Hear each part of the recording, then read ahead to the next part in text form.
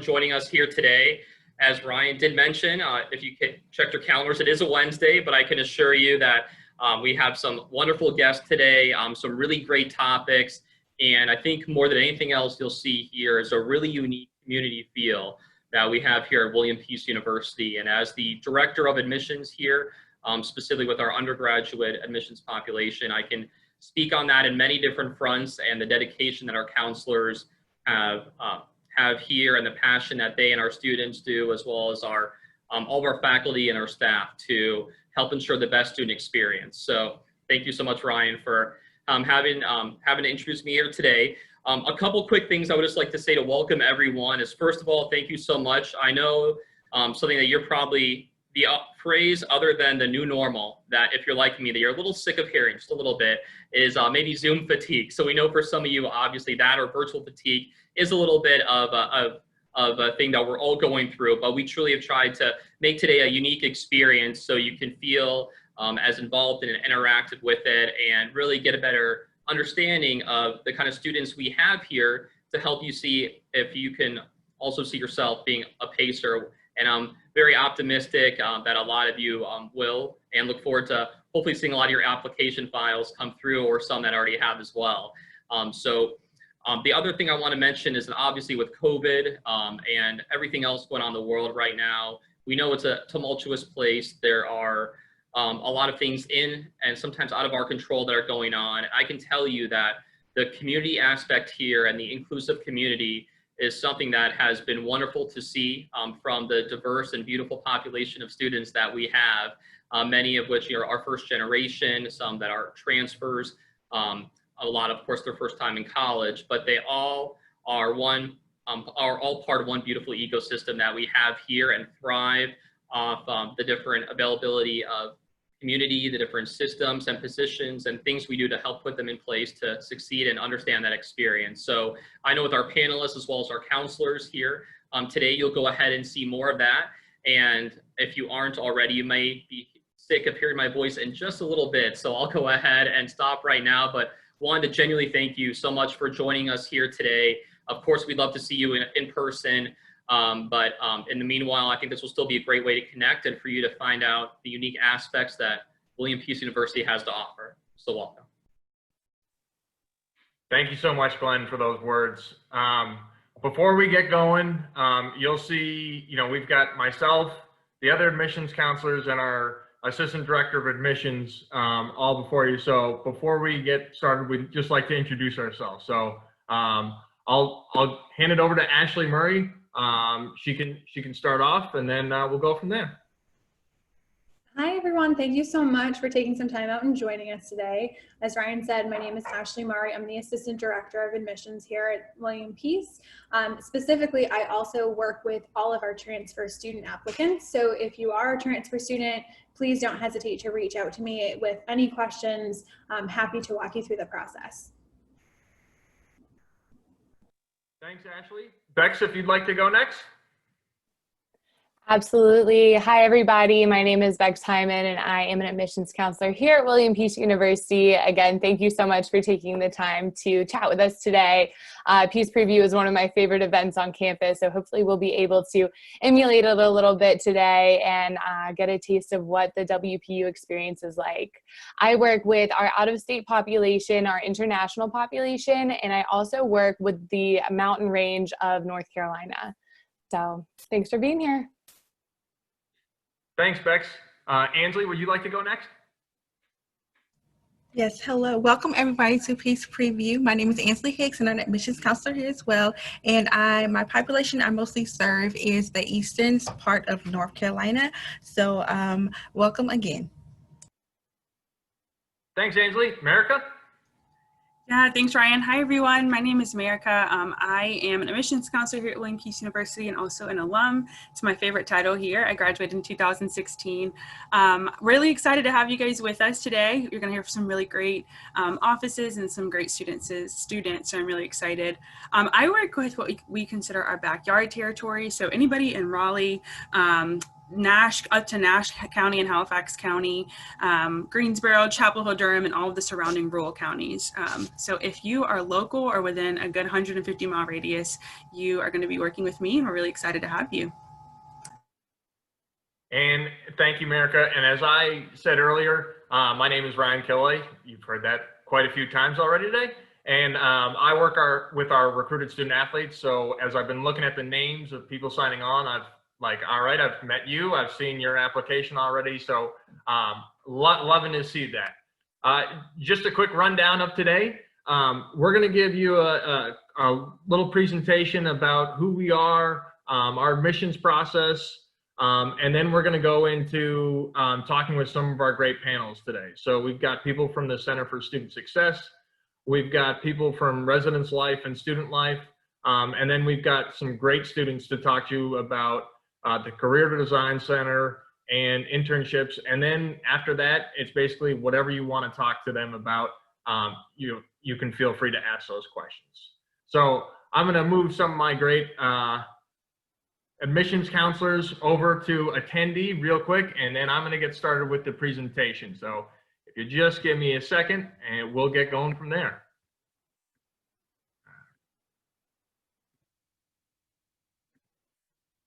Okay.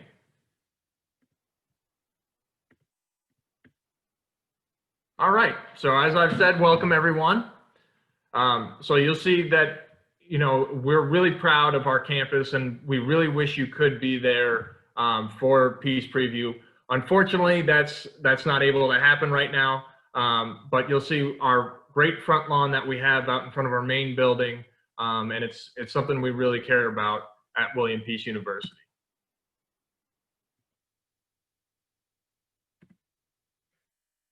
So, creating your tomorrow today. We really do believe in the slogan of tight-knit community with big city opportunities. We are located in downtown Raleigh, North Carolina, and there's so many opportunities from in a range of everything. So if you're looking to eat at a different restaurant, Raleigh has it. If you're looking to go to a show, Raleigh has that opportunity. If you're looking to work with a professional sports organization, Raleigh has that. There's so many different businesses around. It's really all about what you want to do. It's got the best of both worlds where you can play, figure out what you want to do, eat, explore. There's really just a lot about it. And going off of that, we're also part of the cooperating Raleigh colleges. So along with Shaw University, St. Augustine College, Meredith College, Wake Tech, Community College, and North Carolina State University, we all work together. So if you're interested in taking a class that might not be offered during that certain term, if you can find it at a different institution, you're more than welcome to do that. So that's just one small piece of the CRC program that we shorten it to. We also really love our real world experience. We do go with a hands-on approach. So all of our students are either going to do an internship or some type of student teaching or research. It's all about what you want to do and how it's going to benefit you after you leave William Peace University. You're going to learn a lot.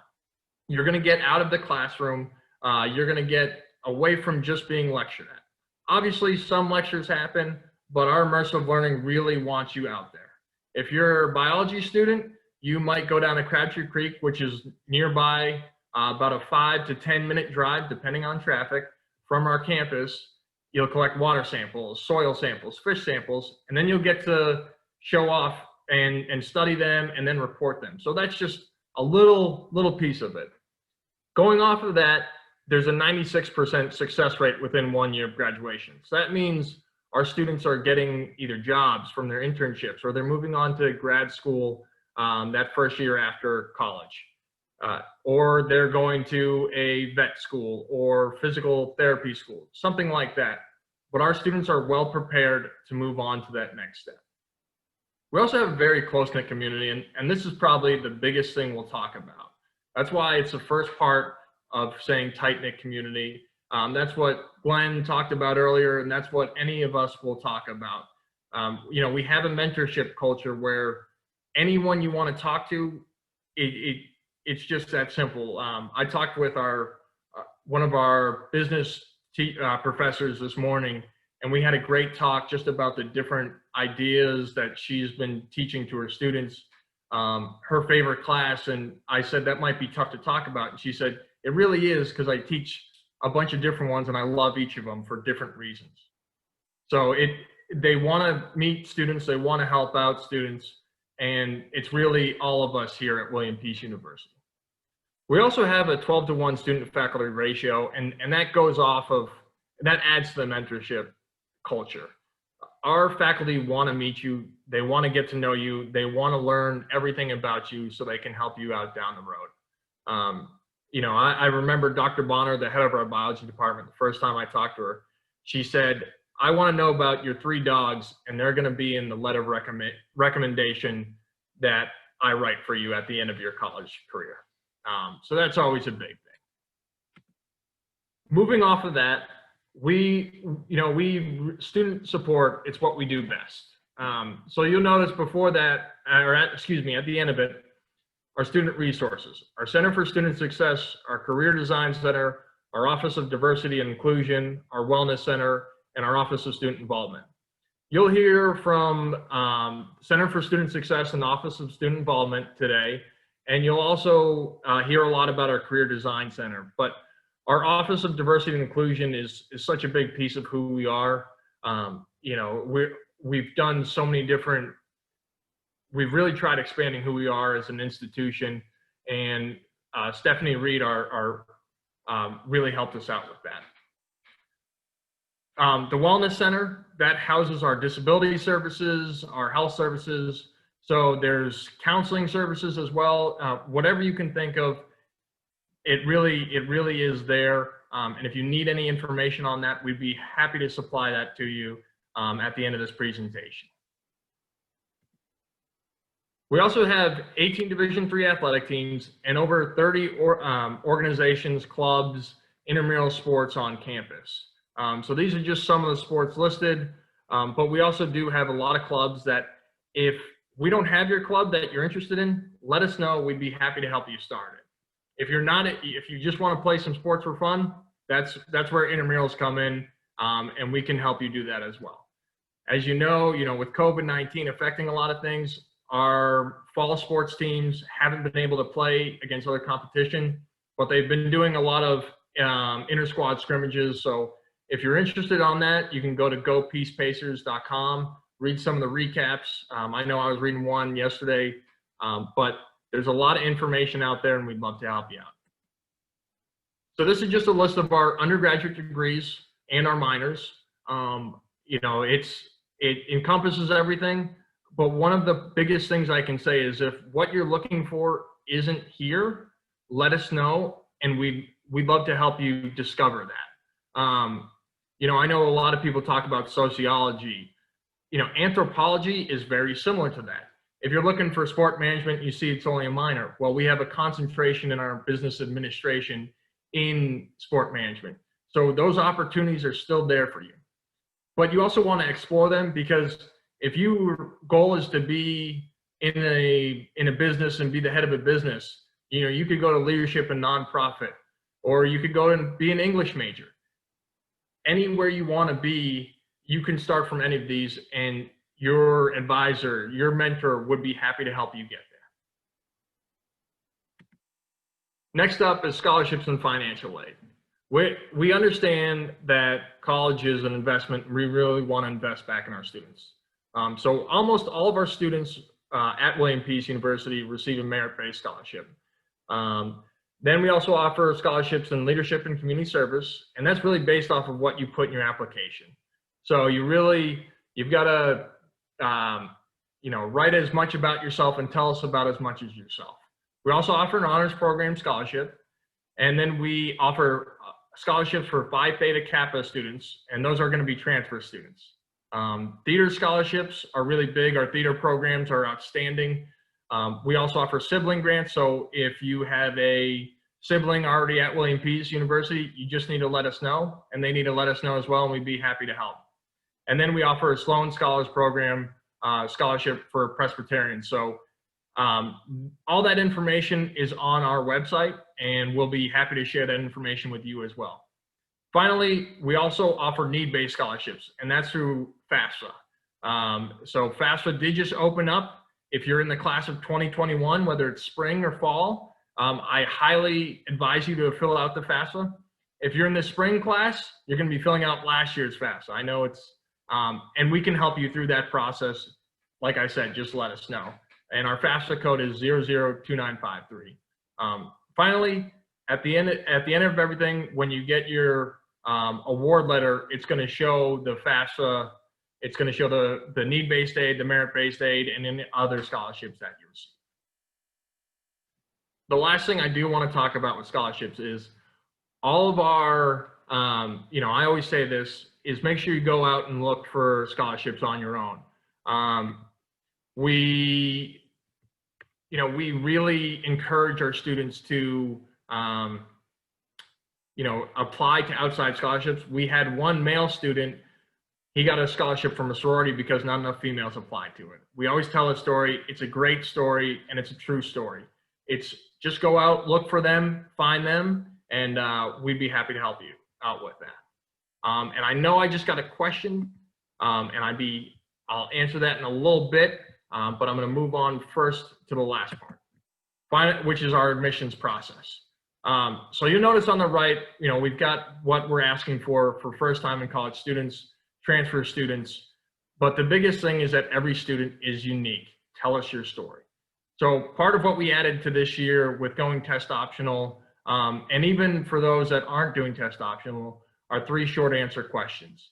And it's really an opportunity for you to let us know who you are. We want to know about you. The worst thing that we can get, and all of the admission counselors will agree with me, is a 1 sentence or 2 sentence. We really want to know about you. Give us that information. If you worked with the Red Cross for 4 years, let us know. If you worked with Relay for Life, let us know. That is so important, and we'd really love to hear that. So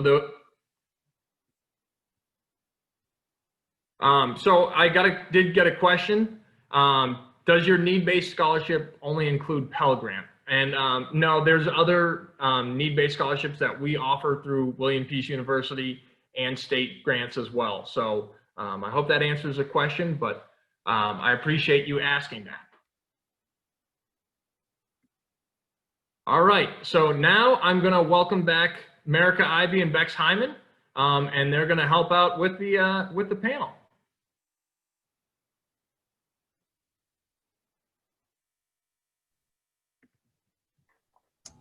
Awesome. Hi, everybody. Thank you so much. We are just going to be kind of walking you through the next few panels. We are going to start with our CSS that we're going to be working with Dawn and Deanna. So if we can pull them in already on it, perfect. And the way that we are going to work through these panels, we have a few different questions that we're going to go back and forth asking. Hi, y'all.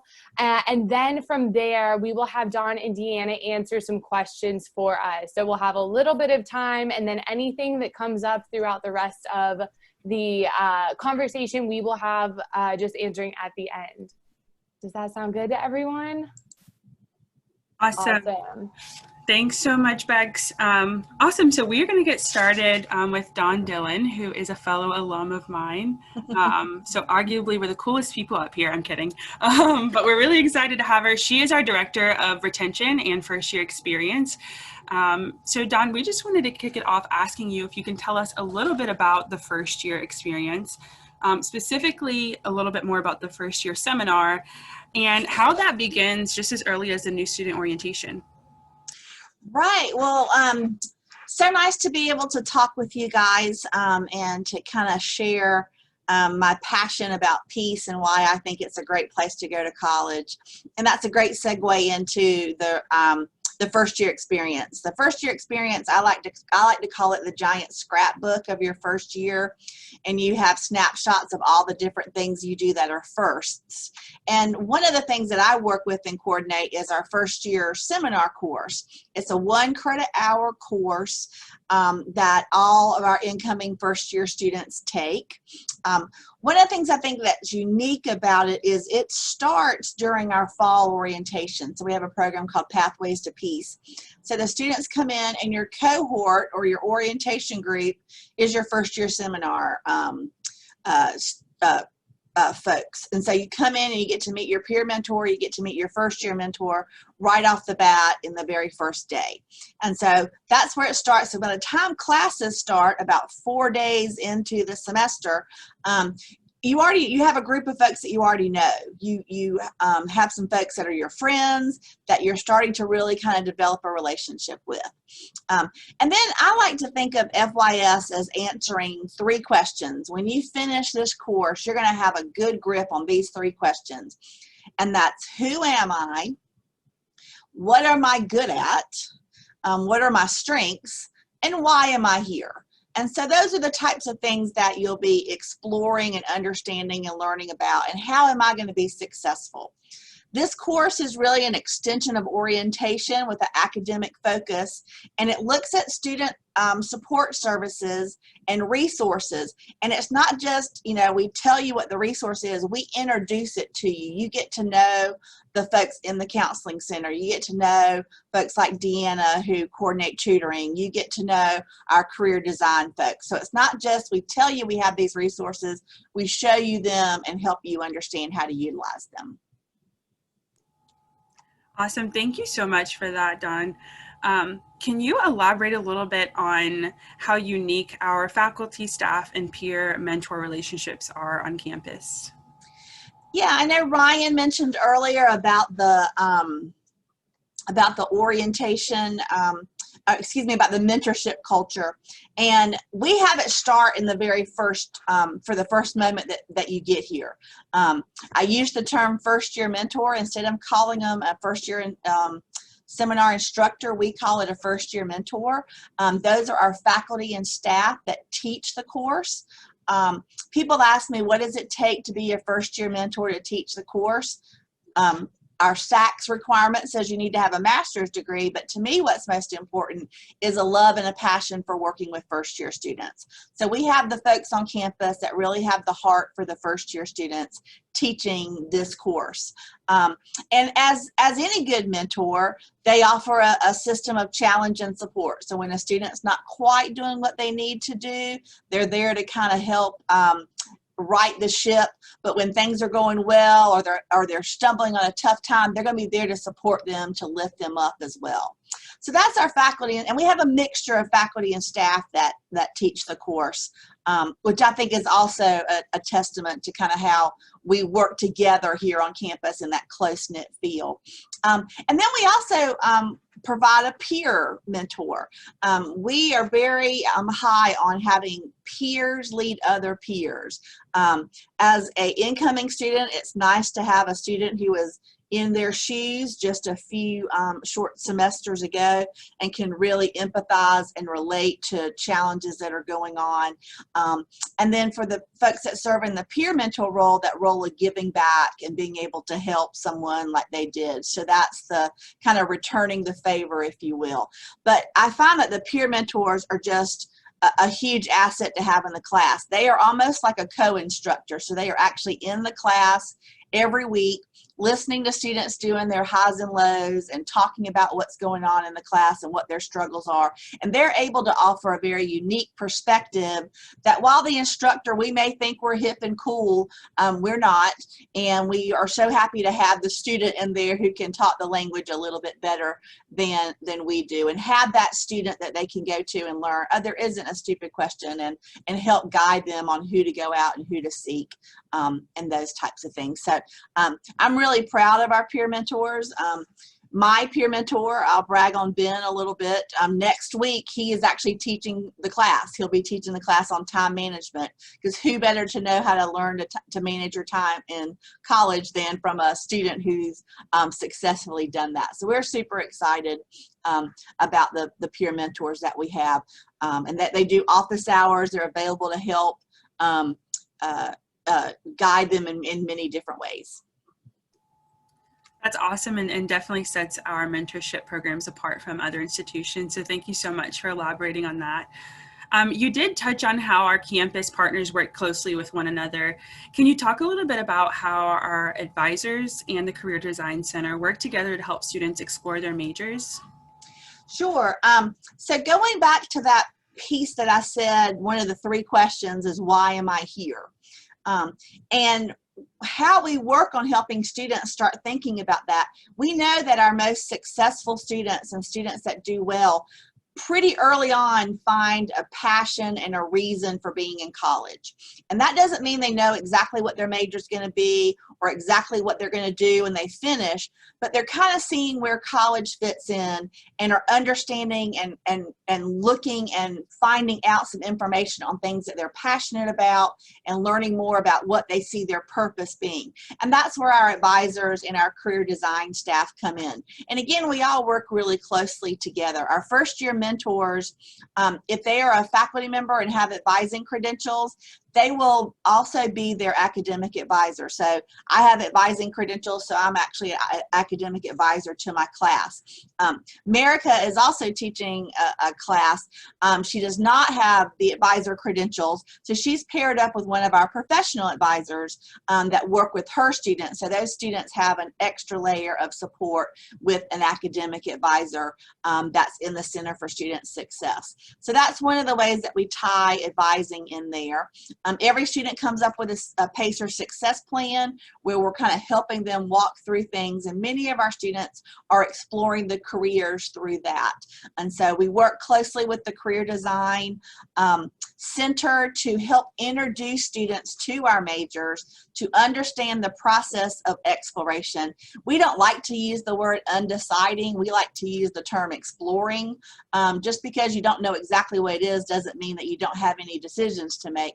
We want to put the action into it. I also tell my first year students that, you know, you just can't take the academic catalog and put it under your pillow and sleep on it and aha, a major appears. It's an exploring, it's an action type of thing. So we want to walk through students through that and provide them resources for doing that. And so that's where the partnership with advising and career design comes in. Just the other day, I think it was Monday of this week, there was a joint program that was hosted about how do you decide on a major, and kind of walk them through processes that students were able to sign up and attend, and have both the advising perspective and the career design perspective as well. Awesome, Dawn, thank you so much. In just a second, Bex is going to chat a little bit with Dr. Deanna Rogers about our tutorial services that we have here, but I did have 2 questions in the chat I wanted to ask you. And for anyone else who asked a question, if we don't get to them now, as Ryan mentioned, we would absolutely get to them when we have the student panel come. Some of these will probably be best answered from student perspective as well. So if we don't get to it now, we definitely will. But Dawn, one really good question, does the first year seminar apply to transfer students as well? It does not. It is designed for first year students, but we do have an equivalent type of course that we encourage our transfer students to take. It's part of the Professional Development Series, or PDS 200, and it is about exploring majors and some leadership type of things. So it's a great course to come in, and if you know what you're planning on majoring in, it helps you firm that up, and you actually start working on your internships and looking at the things that you want to do to how to be successful in your major. If you're still exploring your major, then by the end of the time that you take this course, you really have a much stronger sense of what you want to major in, and are ready to declare and move on to your major advisor. Awesome, thank you so much. And this last question is definitely a tough one to answer, but I think as our Director of Retention, you'd be perfect to address. And great question to whoever asked. So schools and their open houses tend to always push the positive and hide the negative. What is something negative or an issue that we have with our institution? And I'll just kind of add to this question, what are we doing to address that? Right. You know, I think one of the things that I always struggle with is the students that don't always let us know what's going on with them. I think we have a lot of wonderful safety nets set up, But as I look back on my time here, I get really sad when I can think of a couple of students that I didn't really realize they were struggling. They weren't showing a lot of those signs. So we were thinking that the students were doing good, but we had not made enough of a contact or given the right trigger to encourage that student to be able to reach out and ask for help. So I think continuing to make sure that we're training folks to be really sensitive to some of the topics that students might be struggling in as well. I think our biggest struggle right now is how our students connect to one another in the COVID way, in the COVID world. And I think too, when students aren't really connecting with the other students, I'm always a little, very much sad about that, because I do think the students that do the best here at Peace have gotten several connections. They get connections with faculty, they get connections with peers, and they get connections with the student life and student activities. And when one of those connections breaks or isn't as strong, I think sometimes our students don't get the experience that they were hoping. But I will say this, because I just got this little tidbit of information. Our first year experience program is going through what we call a program review, and all of our programs every 10 to 12 years do a self-study and look at our data and send that off to an expert in that field. And then today and yesterday, our outside reviewer was interviewing and talking to people, and she talked to several students, and she commented on how it really struck her on how our students said, I'm really seeing the piece that I saw through the admissions process. And our reviewer said that she doesn't always hear that's sometimes the complaint about what they thought they were getting when they came through the admissions process was not what they were seeing. And the students that she talked to both yesterday and today confirmed that. So I have a little pride in that, and I just wanted to share that with everybody. Awesome. Well, thank you so much, Don Dillon. We really appreciate it and all the work that you're doing with our retention efforts and our first year students. I'm going to now turn it over to Bex, if you'd like to take it away with Deanna and the tutorial services. Yes, absolutely. Dawn, I love that you shared that. I definitely love that. We feel like we're giving a very transparent view of what we offer here at WPU. So thank you for including that. And Deanna, I would love to ask you a little bit about peer tutoring. I'm wondering, what do you think makes our peer tutoring services at WPU so unique? That is a great question. And first of all, welcome to everybody. I'm glad to be able to share some information about our academic support, specifically our peer tutoring program. One thing that makes it unique is that it actually is peers. At some of the larger universities, their tutoring programs have graduate students who do the tutoring of undergraduate. But here at Peace, it is undergraduate peers to undergraduate students. The tutors receive a lot of training in best practices for tutoring. We have monthly meetings. We cover training topics all throughout the year. But the tutors are actually students who have taken the classes that you're being tutored in and made A's in them. They get a faculty recommendation, then I interview them, and then they're hired. So if you come to Peace and you do well academically, please come see me, because I'm always looking for tutors, because my tutors graduate. So unfortunately, or fortunately for them, they graduate, unfortunately for me, but I am always looking for strong academic students to hire. So that's one thing. Another thing I would say that makes it pretty unique is we have a really large population of student athletes in our student body. So for example, I think our current freshman class is somewhere above 50% is our student athletes. In our peer tutors, we have over 40% of our tutors are student athletes. So we have a lot of student athletes who are performing very well in their academics. We're super proud of that here at Peace. I think last semester, spring 2020, we had something like 80 student athletes were recognized by the conference for great performance in their academics. So I have tutors in men's and women's basketball, swim team, men's and women's lacrosse, volleyball, soccer. And so I'm always, I'm reaching out to the coaches all the time and saying, hey, if you've got a student athlete who's a great student as well, send them my way and maybe I can hire them. So we have a big stats exam going on this week, and one of our men's basketball players tutors in stats. So a lot, he's just been overwhelmed with people. I see him tutoring 2 and 3 people at a time because they're all trying to get in with Dawn to get tutored. And then finally, I would just say that our tutoring staff is really diverse, and it really reflects the diversity of Peace, which I think is one of our biggest strengths, is the diversity of our student body. So we have, if you took a snapshot of our peer tutoring staff, which is all undergraduate, I think you would find it to be very reflective of who the student body is.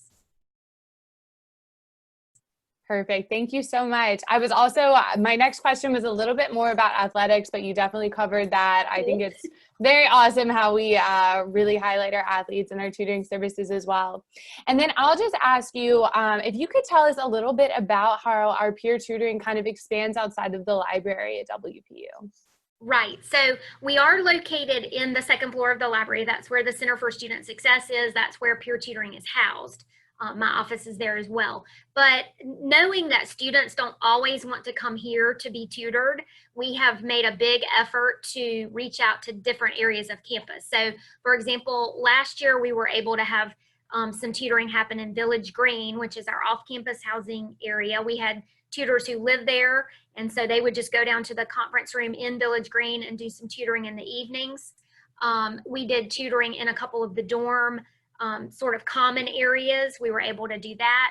We had the men's lacrosse team held their team study hall in the Center for Student Success last year. Now they're not able to do that this year because of the restrictions on group gatherings, but we're hoping to get that back up once we are all, back on track as far as the COVID stuff. But and we were able to go into women's basketball, women's softball, and I think we also did men's soccer last year. We actually sent tutors into their study halls. They were in different areas on campus, but the tutors went there and did some small group tutoring. So we're very flexible. That is one great thing about Peace. We're able to sort of turn on a dime and, react quickly to needs that we're made aware of. So if a coach asks me for a tutor, I'm going to get them a tutor for their students. So we're very reactive to that. I just want to mention one more cool thing. We got a really important certification this year.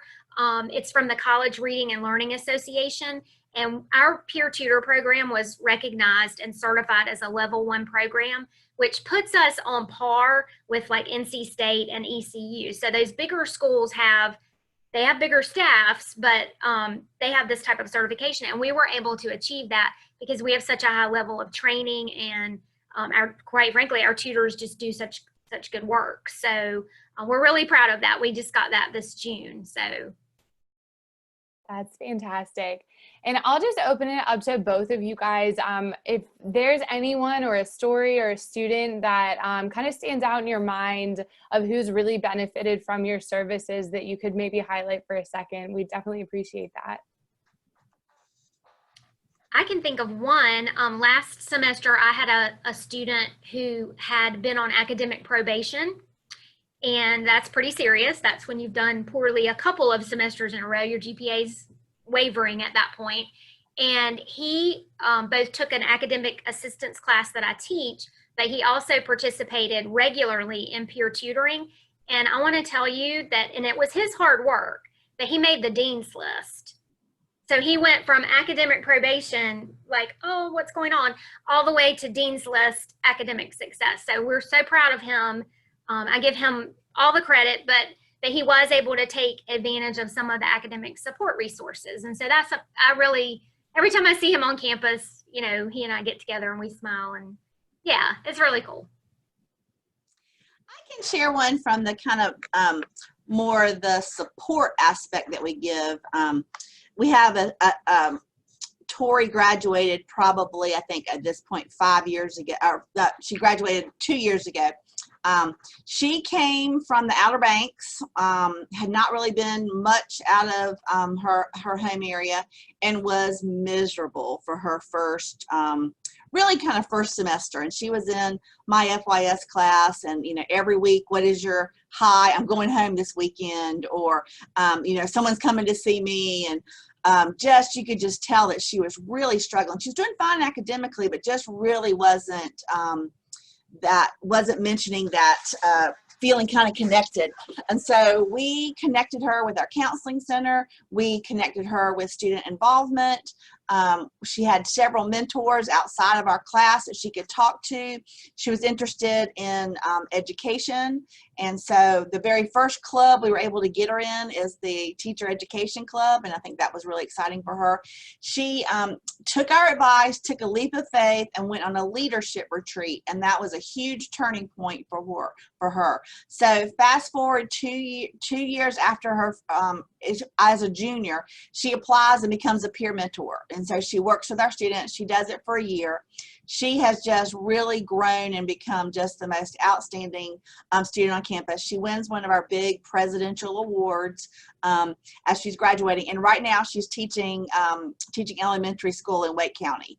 And so I love to tell the story of Tori, who I was like, oh, I'm not sure she's going to be able to stay here. You know, I hope we can you know, keep supporting her to feel like she can do that. But she certainly came to come in and was ready to, after taking that leap of faith to try something out of her comfort zone, is just, you know, really doing well. Actually, she's coming in, and I'm going to be on a Zoom meeting in next week talking to the current first-year students about her experience. So. That's fantastic. Thank you both so much for sharing some stories and sharing your services and perspective.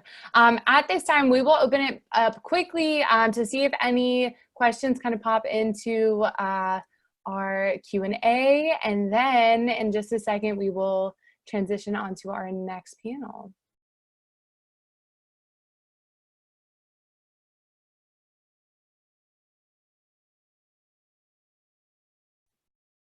Did we answer the person who asked the question about diversity at Peace? It's in the Q&A box. I don't know if we fully covered that or not. We mentioned diversity, but I don't know the answer about the out of state.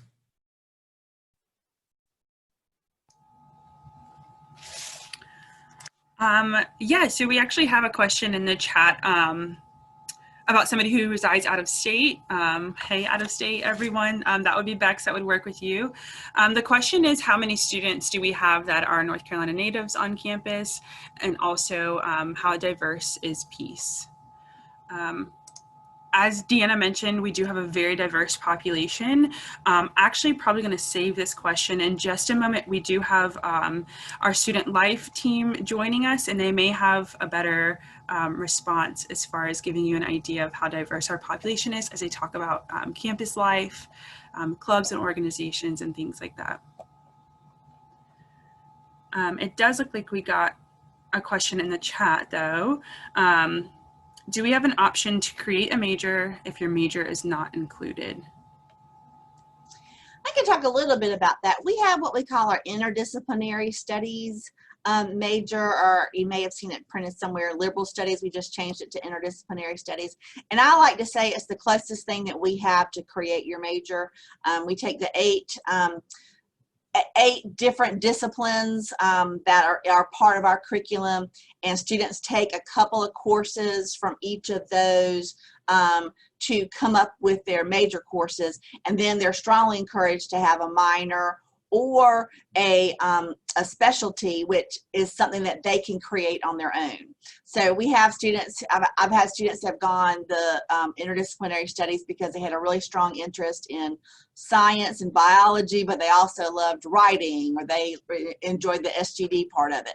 So that is a course that gives a lot of freedom. Students take a junior seminar where they kind of take a topic and really develop it. And then they take a 3-hour senior liberal studies seminar, interdisciplinary seminar, and really build on that first project to a major project that they do for their major. So while we can't create everything as a major, the interdisciplinary studies major does allow for students to have some flexibility if they've got a kind of a wide variety of interest. I always say if I came back to college, I would 100% do interdisciplinary studies as my major.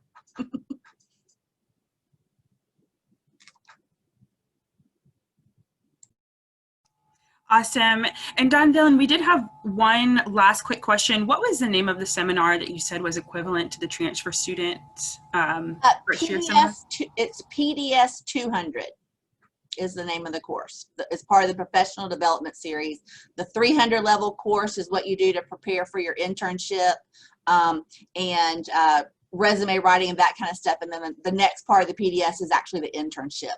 So the 200 level is the introductory part of that series. Awesome. Well, thank you both so much. We really appreciate you and all the work that you're doing for our Center for Student Success.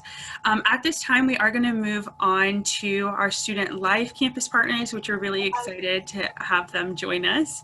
Thank you guys so much.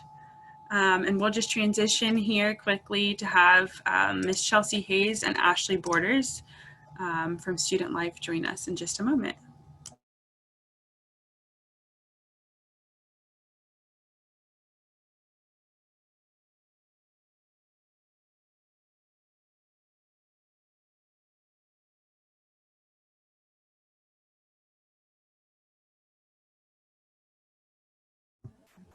Hello, how are you? Hey, Chelsea, how are you? Hi, Chelsea. Good. And Ashley's not going to be able to make it. Okay. Home life. There was an accident outside her house, so we're good. Oh no, completely understand. I think everybody in this call completely understands. For sure. Awesome. Well, thank you so much for joining us, Chelsea. So for everyone that has just joined on, we have Chelsea Hayes with us. She is our Director of Student Involvement. For this session, we are going to talk about student life with student involvement, particularly as it relates to clubs and organizations. And then Bex is also going to chat with our Res Life campus partners, so you guys can learn a little bit more about what it means to live on campus. Chelsea, if you don't mind, we're going to kick it off with you. And very broad, open question, but can you tell us a little bit about what leadership opportunities we have on campus and how students can get involved? Sure. So I think the really unique thing about Peace is that by being so small, you can get involved in so much. And so the Office of Student Involvement has some paid leadership positions, like our orientation leaders. We also have registered student organizations. You will hear us refer to those as RSOs.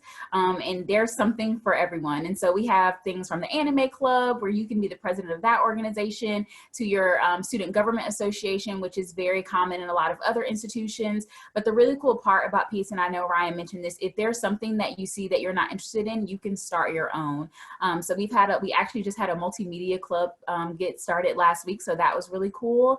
And so it's really just an exciting place to be, because you can not only create your opportunities, but you are able to really kind of find your place and find your niche. And whether that is, within theater or as an athlete, there's a lot of different things that we have here on campus that you can become a part of. Awesome. Thank you so much for that. Can you also just highlight the importance of getting involved and really how this can help students when life for life after graduation? Sure. So when looking at getting involved, there's all this research, right, that really just boils down to the fact that it helps you make connections. When you are stepping foot on a new campus, you're wanting to find people that have similar interests as you, and really your RSOs, your organizations, are going to be that first place when you're looking to get involved in other areas of campus. And so even looking at Miss Deanna, Dr. Rogers' tutoring, that's a place to get involved on campus and find those connections. We've seen a lot of success with our students maintaining higher GPAs. They have something to kind of look forward to if they know a certain position requires a GPA and they're really wanting to do that. That is something that they're going to continue to work towards. We also have really provided opportunities such as our Purpose at Peace Student Engagement Fair, where our students are really able to see what my involvement looks like on campus and how that translates to my future career. And so we have different community service partners that come and talk about education, or we have different partners come in career design and they talk, we've had Microsoft on campus. And so they're really able to look at some of those organizations they're in and say, this is something I want to do long-term. How do I hone some of those skills, like working with people that are different than me? Time management is a big one that you learn getting involved. And it really just helps our students translate those skills for later on and really kind of hone them right now. Great, thank you so much, Chelsea. And we've gotten this question in a few different variations, so I'm going to summarize. But can you talk a little bit briefly about our diversity and inclusion efforts at Peace, specifically how that relates to student life and student involvement? Yes, so our Division of Student Life is made up of a couple of different offices, but more specifically, student involvement and the diversity office work together. We work together with trainings, and so not only are our staff trained on different topics, we make sure that our student leaders are trained. And so at the end of the day, we want our students to feel comfortable to not only facilitate these discussions, but to understand their identity. How does that show up in different spaces on campus? And so we not only are training our student leaders, but we want to equip them with the skills to also share that knowledge. So that's one of the ways in which we do that. There are also a few different committees around campus where students are asked for their feedback, their perspective on different things. And so we really try to ensure that when we're looking at diversity, we're not just looking, I think a lot of times people look just to race. That's a very physical kind of way of seeing diversity, but we want to hear from students who may have physical impairments. We want to hear from students who are from various socioeconomic statuses and backgrounds, and all of that makes up who we are at Peace. And so we have a lot of different things in place, like our deep leaders. And so these are diversity education, they're peer leaders for education, but a lot of different ways for students to really get involved and provide feedback and let us know what they're needing to be successful here. And we're really trying to work to make sure that we meet our students where they're at. Absolutely. Thank you so much for speaking to the importance of diversity and inclusion on our campus. It is definitely at the forefront of every thought we make, and so I appreciate you expressing that. Can you give any advice to a student who may have a hard time connecting with other students? And on the other end of that, because we do have students who are currently in high school attending the session, if you have a student who's maybe not as involved in high school but is looking to get involved in the college setting, what advice would you have for them? Yeah, so I'm going to start with your second part because I think that's something that is really important. I talk with a lot of students all the time that are like, I wasn't that involved in high school. I worked all the time. And I'm like, stop right there. That is a form of involvement. A lot of times people don't see that their working or volunteerism are a way to gain those leadership skills. And that's really what we're wanting to do. Again, gain leadership skills and build connection. And so I always tell people, you know, if you worked a job at McDonald's, you again worked with different people, time management, you were able to really figure out, you know, how your leadership style is as you collaborate for a common goal. And so I really just challenge people not to let that stop them from getting involved in the future. Take the experiences that they've had in the past and really try to apply that to something that they're interested in now. Kind of your first part of that question, I think when you're stepping on any campus, you know, there's kind of two responses. People sometimes join everything or sometimes they don't join anything. And so I say just take it slow. If there are maybe one or two organizations you want to learn more about, just go to a meeting. There's no commitment there. There's no really initial steps that you have to take. You just kind of find out the information about the time of that meeting. You can go and learn more. If that's something that you're interested in, maybe, you know, the following semester or the next year, pick up a leadership position. I've seen a lot of students kind of progress from, you know, just those first steps, and now they're like presidents of different organizations. And so I think just really trying to find what your niche is and not being afraid to try new things. Sometimes that thing that you try is a thing that ends up being, you know, what sticks for you. Absolutely. Thank you so much, Chelsea. And my last question for you, and then we'll open it up to questions. So feel free to ask in either the chat or the Q&A option that you have here. My last question for you, if students have a club or an organization they want to start that we don't have here at William Peace University, how would they go about that? Yes. So the first step is to email our office, which is involvement@peace.edu. And then we will set up some time with either myself or Ashley, our assistant director, to really just talk with you about what's the mission of your organization. We have a lot of students who sometimes don't realize that they can kind of combine efforts with another group that's already on campus and really kind of find even more connections. They are able to do more because they have more people power. So that's really our first step, making sure that there's not a club like it on campus already. And then we ask that you have 6 total members and an advisor. And so your advisor has to be someone who is a faculty or staff member here at William Peace University. Once you do that, we kind of help you fill out some paperwork, pretty simple steps, and then we get you going. And so I always tell people, you know, it seems like a large task, but once you just kind of sit down with us, you can get your organization up and running within 1 to 2 days. Yeah, and it's awesome to have on a resume, right? Great leadership skills. Yes, absolutely. All right, so it looks like we have one question. As you guys are putting some questions in the chat, we're also going to bring on Ms. Anna Brown. She's one of our area coordinators with the Office of Res Life. Student life does involve many different departments across campus, so that way if you guys have any questions that are strictly related to clubs or strictly related to housing, either Chelsea or Anna can answer those. We do have one question, it looks like for you, Chelsea. No question is an odd question for whoever wrote this, but they want to know what the campus food is like on a scale of 1 to 10. And we can actually answer this because we do eat it. We do eat it. Okay, let's see. I'm going to give dining a solid 8. I'm not exaggerating. And then on a special event day, it's a solid 10. And so I say that because there are certain events where they will do something special. We just had a traditions dinner on campus. And so that's a dinner that highlights a tradition in the past where our faculty and staff will serve one another or serve our students. And that dinner had like shrimp skewers and fancy chicken and a mushroom option. They had nice cheesecake, cheesecake, sorry. And so we were able to really provide our students with an elevated experience, kind of what we call it. But I think all the faculty member or staff members here will admit that we definitely go to the dining hall, especially on Fried Chicken Wednesdays. They have great options. So I love our Sodexo partners, for sure, our Pacer dining partners. And I see something about vegan options. There are a lot of options. I will say right now for COVID, we have kind of condensed some items, but we always make sure that we are meeting the needs of our students. Awesome, Chelsea. Thank you so much. If you wouldn't mind hanging around just for a few minutes in case some more questions about student life come across.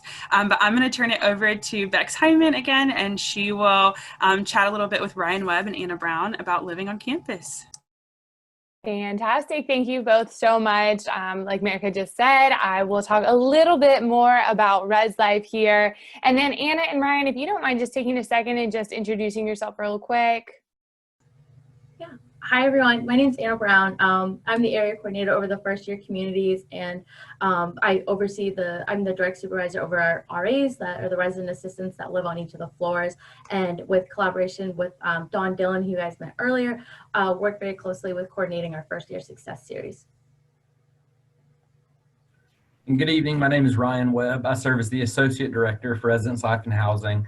So I work closely with Anna, but more in an administrative capacity. And so kind of a little bit more behind the scenes, the housing assignments, student conduct, that sort of stuff. Awesome. Thank you both so much. And then if you guys don't mind just telling us a little bit about on-campus housing and university housing, kind of suite style, hall style, co-ed, anything kind of housing related. Sure. So for all of our first year communities, they are all suite style. So that's going to be a room where you and a roommate share your room that is then joined with a bathroom to your next room. So that comprises the suite. So those two rooms together is what we consider a suite. Traditionally, our first year communities are housed in Davidson, Ross, and Finley halls. They're all pretty much what you would consider, I guess, like sibling buildings. They're pretty much the same layouts. The only main difference is like some of the buildings have doorknobs, whereas others have door handles. Some have a closet with a single door, some have accordion doors. So but they're pretty much all the same layout from that perspective. Suite style, long hallway, double rooms with roommates.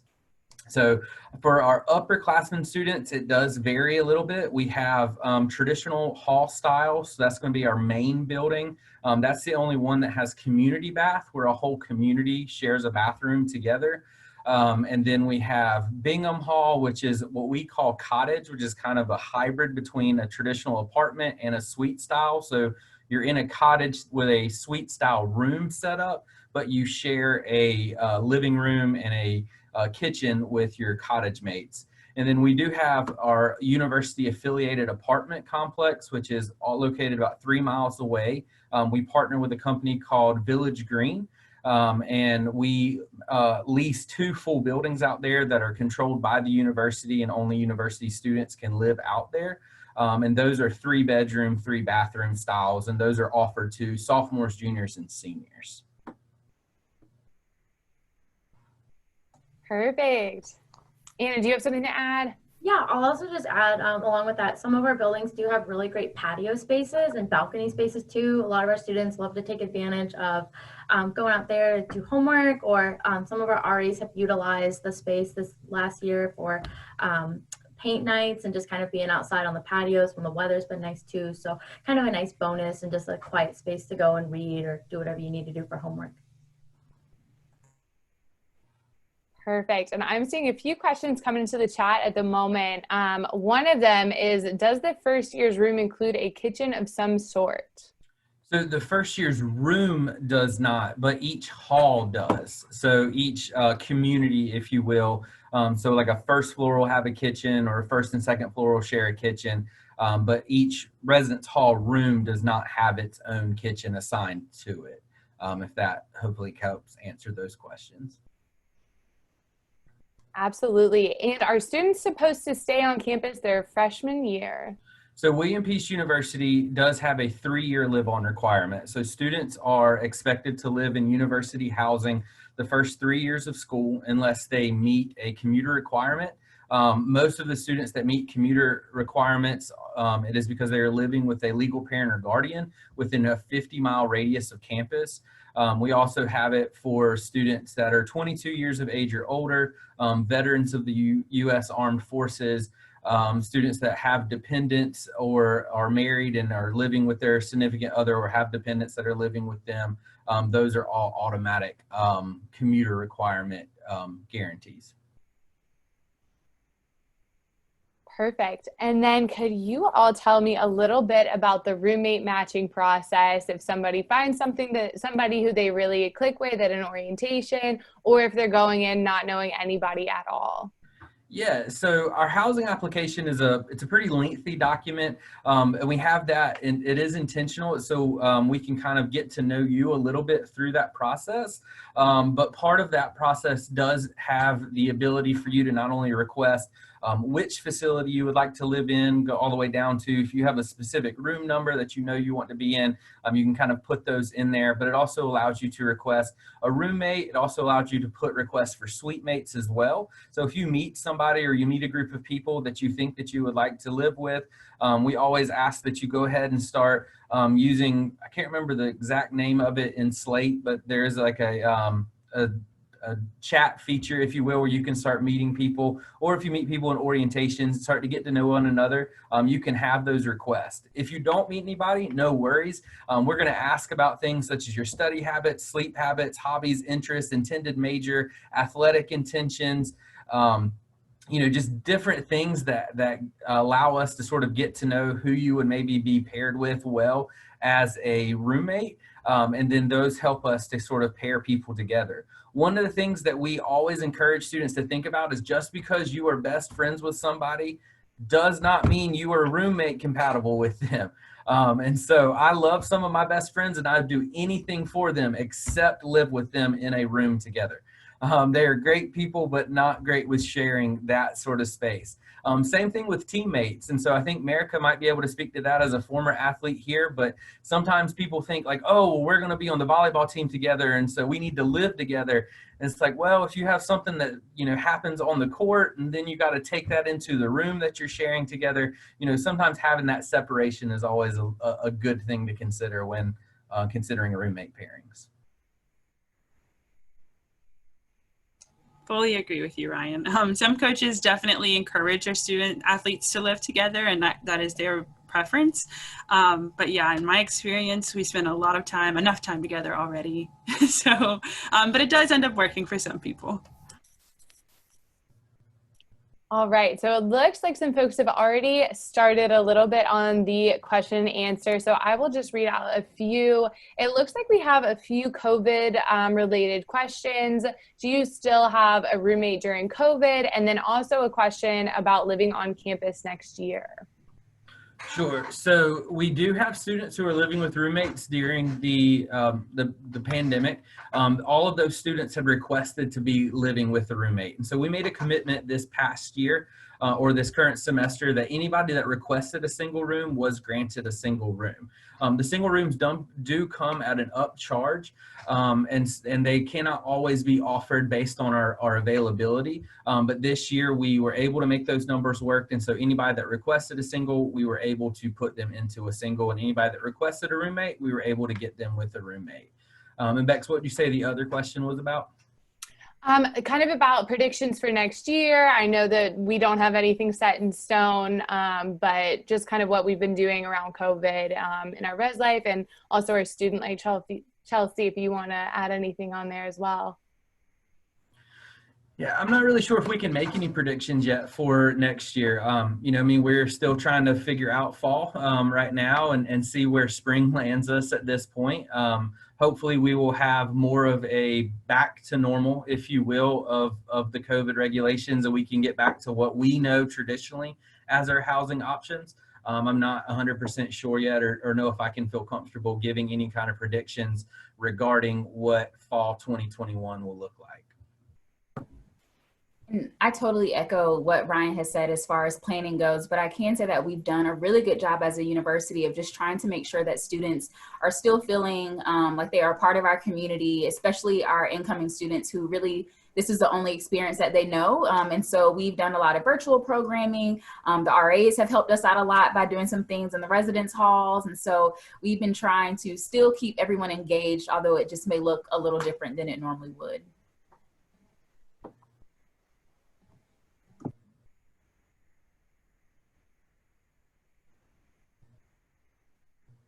So it looks like we have a question that I believe is asking something along the lines of, are folks of different genders able to kind of hang out?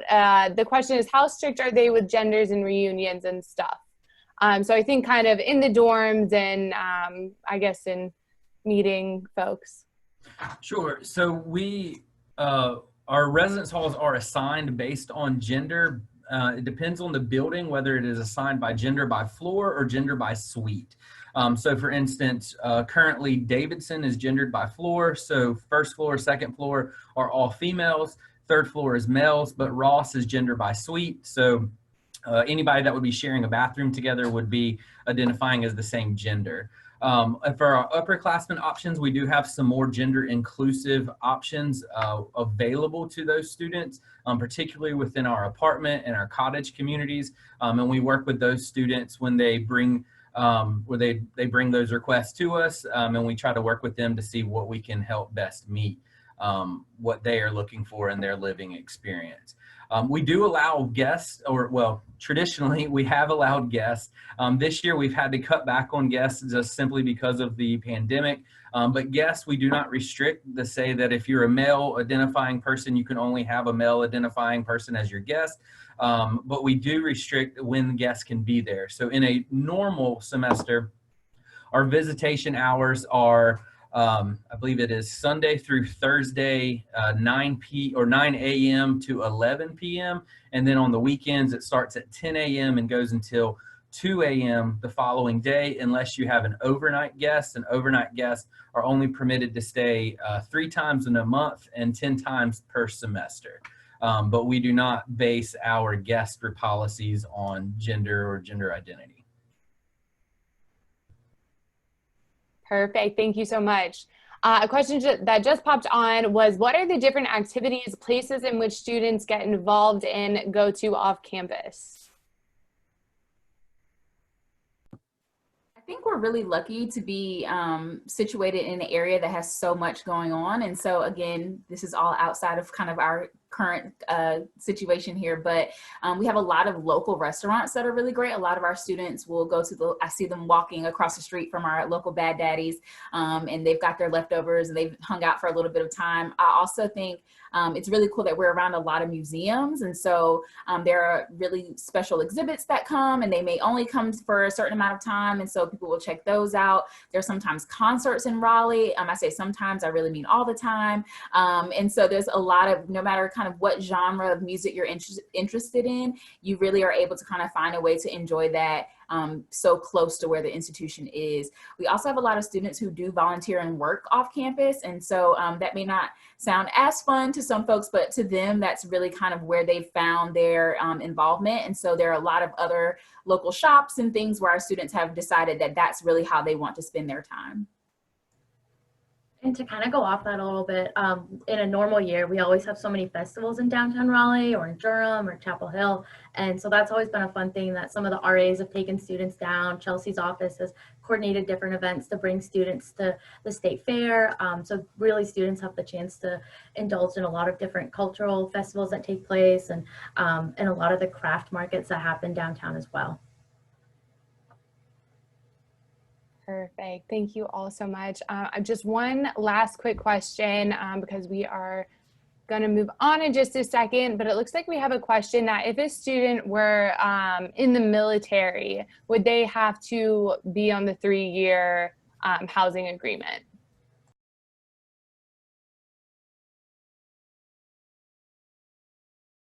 Boom, I was muted. So no, a student who is active military or is a veteran of the U.S. Services, they do not have to abide by the 3-year live-on requirement. Typically for that, those students are coming in at non-traditional age, so they're probably not attending college right at the age of 18. And so we try to work with those students as they've most likely already lived on their own, and they aren't going through the same sort of life experiences that a traditional age freshman living on their own for the first time would be going through. So no, we don't have that. And I think I saw a quick question about COVID cases. You can check out our website at covid.peace.edu. That is our dashboard. And it has all of the information from current active cases, cumulative cases, down to the university's response and what not only our office is doing, dining is doing, academics is doing, athletics is doing, all things related to COVID and WPU can be found there. Perfect. Thank you all so much for taking the time to chat with us today. We really, really appreciate it. And we are going to shift slightly and talk to Mackenzie Ellison about our Career Design Center. Thank you guys all so much again. Thank you guys. Awesome. So we have Mackenzie Ellison with us. She's going to talk about the great experience she's had with our Career Design Center. Our Career Design Center is staffed with career counselors that are here to help our current students and alumni. It's actually a service that we offer to graduates for life, which is great. But they help them really identify who they are and how they wish to function in this world that we live in so that they can make confident and educated decisions on what career they'll have, which is, of course, a big decision. So it's a great resource we have here on campus, and we have Mackenzie Ellison, one of our student ambassadors, to chat a little bit about her awesome experience with the Career Design Center. To kick it off, Mackenzie, if you could just tell us a little bit about the internship that you have landed, and then we'll kind of go from there. Sure. Can you hear me? Okay, perfect. So just to give you a little bit of insight into my experience, I would say that when I came into college, I initially wanted to be a bio major and I wanted to study genetically modified organisms. I thought that was really cool. And then I found out I was going to have to take organic chemistry. And I said, maybe that's not it. Not to knock that. I know there's plenty of people that do find a love and a passion for that type of thing. But I was able to find my new passion and revived passion in psychology. And I was able to continue on this path of research, which I truly love. And with the Career Design Center, we do have a preliminary course before your internship that takes you through how do I set up a resume? How do I get connections on LinkedIn? How do I negotiate a wage potentially? How do I act and prepare for a mock interview? And I'll have to say that the internship experience that I had at LabCorp Covance this past summer was not a light or easy experience. It was something that took a long time to get to. And I took a lot away from that initial course that I had that taught me how to leverage and network myself. Because when I first came into LabCorp Covance, I got a job as a video endpoint and WebEx trainer. So I taught people all over the country, across the globe, how to use WebEx and video endpoint technology. And based on what I learned in the class, I networked myself and I met tons of people on the research side of the company because I knew that's where I wanted to go. So I took a lot of those experiences that I learned from that class and I implemented them in order to network myself into the position that I wanted, which I had this past summer. I was an intern as an in-house CRA. And by the end of that internship, the very last week, they had us do an interview. And I felt very, very prepared for that based on the techniques that I was taught in the class. You know, they teach you about the STAR method, going through providing a different scenario, talking about what you did in that scenario and how that describes your character and how you would respond to things. So that definitely prepared me for that interview. And a couple weeks later, I received an offer for a job. So I'm going to have work come January 2021. So it's very exciting to see that those classes did prepare me and they taught me how to network myself, because I can't speak to how important that truly is in today's corporate America. Awesome, Mackenzie, and you really touched on my next question in regards to the professional development series. And you spoke really well of the interview process. Can you talk a little bit about how they helped with resume building? And if you don't mind going in a little bit more detail about how they prepared you for the interview. So were there any mock interviews that took place? Did they go over questions and how to answer them, how to dress and things like that? Yeah, so there was plenty of those things done. So if I look at the first iteration of my resume to now, first of all, I have a lot more stuff to put on it. Second of all, the way I format it is totally different. And one thing that they teach you in that class too is that there's no one-all end-all way to set up a resume, but there's better ways to format it. And it's based on your career. That's one really cool thing that they do too. It's not a one-size-fit-all cookie cutter type of thing that they teach you. They look at, well, what major are you? What kind of careers are you interested in getting into? Let's format your resume based on those qualifications. Let's make you stand out among the crowd of people that are going to be applying for that type of job. I thought that was really beneficial to me. They do the same thing with our cover letters. You know, you can have some general things that you want to put in there, but you need to tailor it specifically to the person you're writing it to. And the really good thing about that class too is you have other people looking at it. So you're having other people look at it, give you notes, give you recommendations for how to adjust it, make it better. And the same thing happened with our interview. They gave us some examples of some generic questions that you may be asked. But a part of the class too was to go out and investigate for yourself potential questions that you could be asked during an interview. And then you were given a mock interview. You had a scheduled time and you were told, you know, depending on your job, again, making sure that we're aware of what type of job you're applying for, because, you know, simulation and game design majors may not necessarily be required to wear that suit and tie and everything else, because that's just not how they do their job. And I think that's one thing I love about our Career Design Center's classes that they've prepared, is because it's not just a one size fits all. It's what are you doing? And how can I help you prepare you for that specific type of career?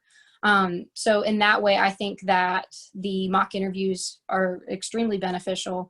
And you also get a lot of feedback back afterwards. So you have your interview and you spend just as much time discussing with that person who gave you the interview or interviewed you, you know, what you could have done better, what you did well, and they basically give you a grade on it. So it's very helpful. Thanks, Mackenzie. And my last question for you, our audience here does have high school students in it. So what piece of advice would you give them in regards to entering college, whether they're undecided or have an idea what they want to major in like you were?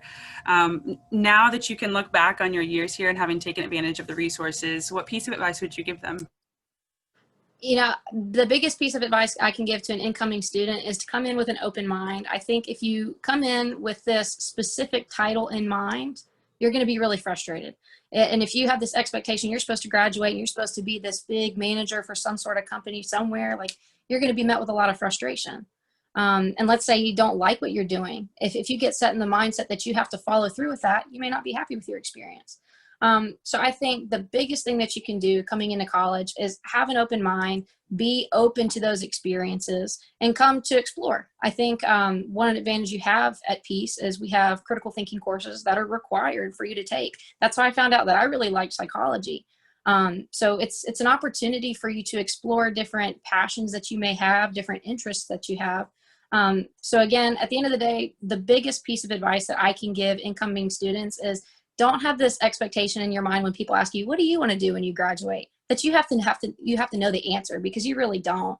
You know, I know plenty of people who are in their 40s, 50s, 60s. What are you doing now? Oh, well, I still don't know. I'm still trying to figure out what I want to do with myself. So just have this expectation with your experience that you're just supposed to come to learn. You're supposed to figure out things you may be interested in. And I think you'll find a lot more satisfaction out of that. Awesome. And Mackenzie mentioned something really great. I just want to reiterate. I graduated from Peace in 2016, and two friends of mine that stick out that graduated with me came in as biology majors, both wanted to go into the medical field, fell in love with Psychology 101 and ended up being psychology majors with a minor and a concentration in biology. And what they did was took their prereqs that they needed to apply to these specific schools. And one is now in physical therapy school at Elon, and one is the first cohort for the occupational therapy doctorate program at Methodist. So both incredibly successful and doing really well, but just another testament to coming in with one idea and it looking different, but they still made it to that end goal. So keep that in mind too, as you begin to navigate this next phase in your life, that there's so many possibilities and you can major in something that you love and that you're interested in and still get to where you want to go. Mackenzie, thank you so much. I'm now going to turn it back over to Ryan, who is going to bring on Miss Ansley Hicks, and we will open it up for a Q&A.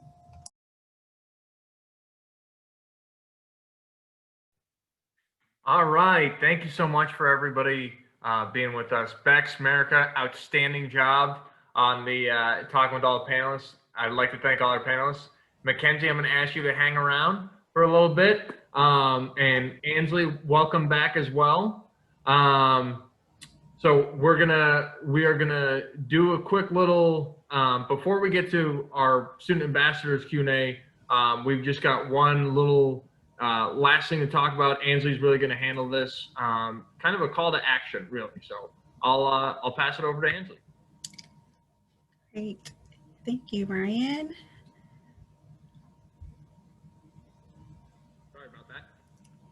No problem.